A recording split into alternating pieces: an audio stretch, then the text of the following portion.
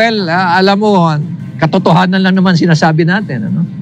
There's an allegation about the 777 na based dun sa aming pagtatanong din at based dun sa aming mga very reliable na sources, talagang totoo naman. Meron talagang every time na sumama ka sa sortie ni Speaker, every congressman gets 777, 7 million na AIX or AKAP, 7 million na MAIP, and 7 million na TUPAD.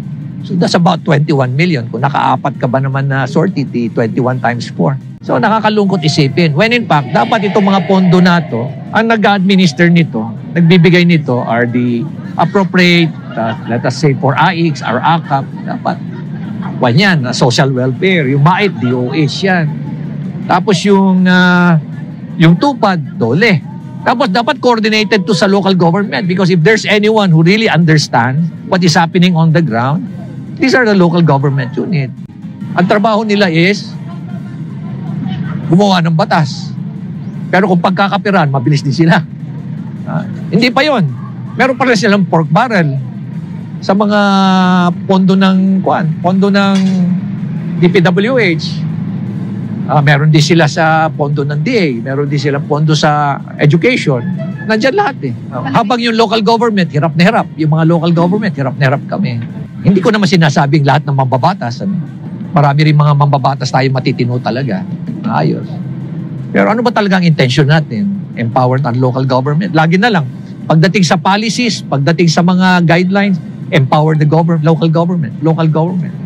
Pero pagdating sa pondo, iba naman. Ang laki kasi ng impact ng funding sa local government. Kung talagang gusto mong empower, isa yan sa mga dapat mo bigyan, yung appropriate na funding. Pero kung titingnan mo yung what is happening on the ground, marami sa mga lawmakers natin ginagamit yan parang ayuda nila. Parang akala mo personal money nila. At ipinagmamalaki pa nila yan na kami lang ang namimigay nito. Tapos gustong-gusto pa nila na sila ang namimigay. Para talagang magpapasalamat yung tao sa kanila. Never, sila, no? Bihirang-bihira sa mga lawmakers na nagsasabi na itong AKAP na to o itong AIX na to, ito yung mga natatanggap nyo na to, taxpayers money. Pera ng bayan ito. Ito yung mga taxes na binabayaran nating lahat. Kaya tayo ang may pera ng bayan yan, pera natin yan, at binabalik lang sa atin. Kaya dapat wala tayong utang na loob.